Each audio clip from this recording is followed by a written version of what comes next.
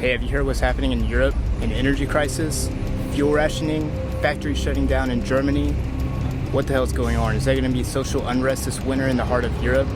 Is there a way to make money off of this? Let's find out.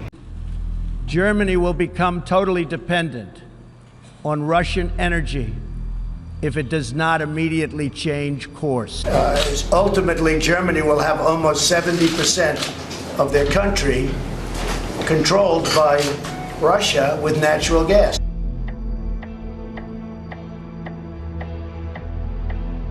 I do not really understand what he means by that.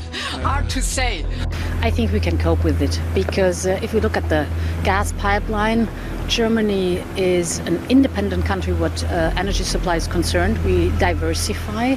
Germany is the economic powerhouse of Europe.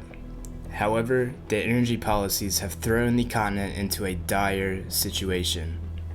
German leaders smugly laughed off warnings from Western leaders for years about their dependence on Russian natural gas. Why did this happen? It all comes down to money, short-term thinking, and corruption by the leaders of Germany. What happens when the economic powerhouse and manufacturing base of Europe erodes? Many European Union countries, especially in the south, like Italy, Greece, and Spain, depend on the German economic might and trade surplus to keep their economies afloat. The economic goals of the EU are built on the assumption that Germany's economy would continue this way. However, this assumption is built on stable gas flowing in from Russia. But what happens when this assumption blows up?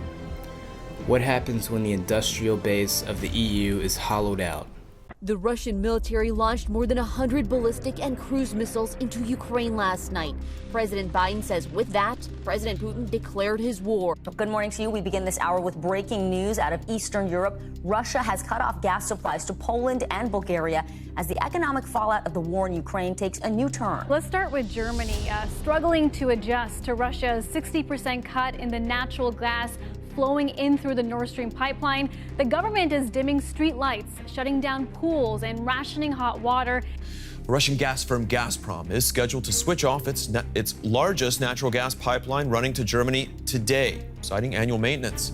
The question is if it will switch it back on. Bloomberg has learned now that Gazprom actually declared force majeure on at least 3 European gas buyers. The invasion of Ukraine has thrown Europe into a nightmare, yet one that they've been warned about for years.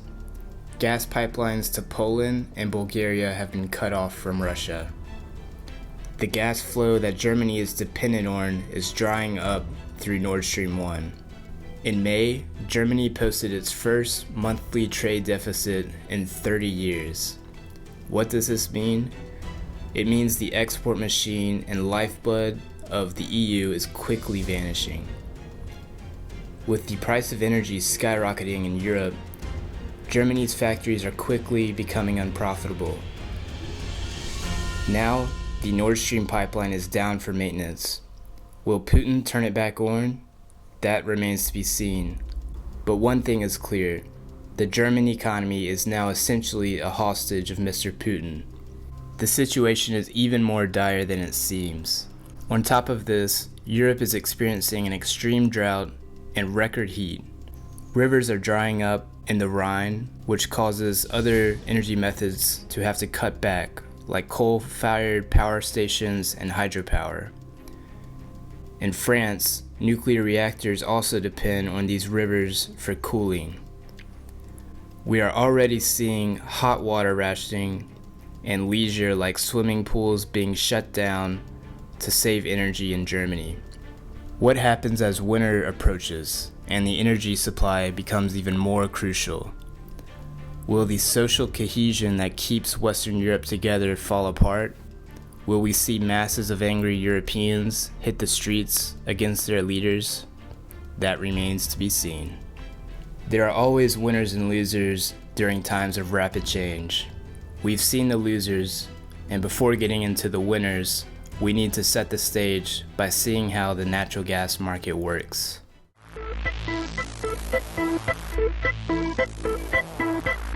The world's population is growing, And for many, living standards will continue to improve. As a result, global energy demand is expected to double by 2050 when compared to 2000. To help meet this demand, gas will form an increasingly important role. Natural gas is plentiful, and it's the cleanest burning fossil fuel.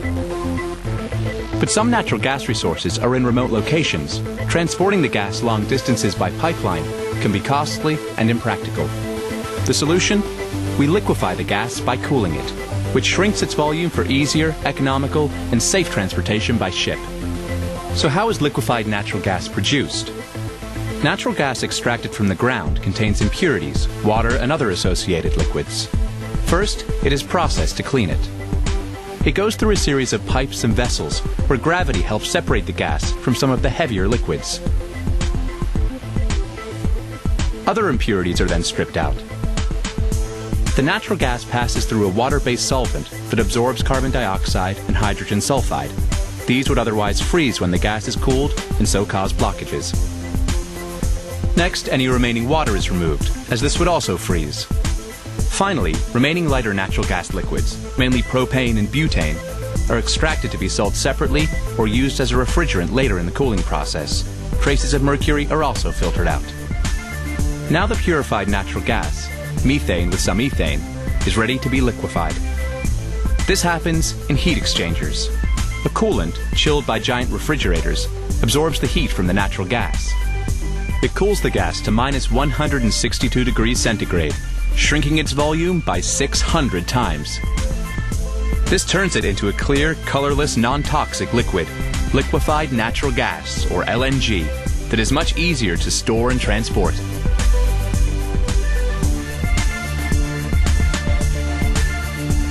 The L.N.G is kept in insulated tanks until it is ready for loading into a specially designed L.N.G ship or carrier.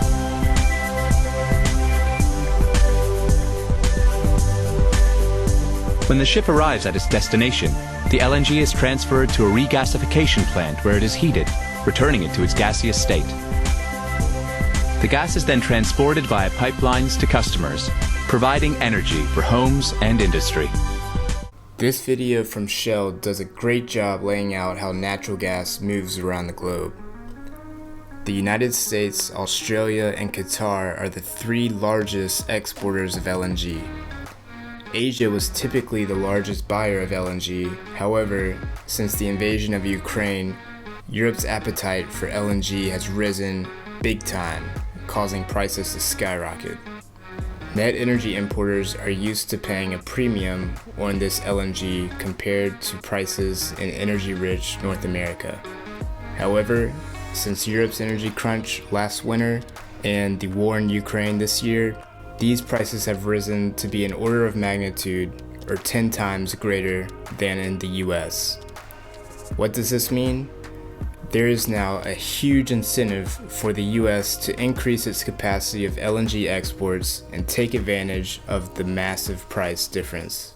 The circumstances laid out present a compelling case for investing in the United States natural gas industry. There's many ways to do this. The lowest risk would be buying an ETF like FCG that covers the entire market, or you can pick out individual companies that present the most upside.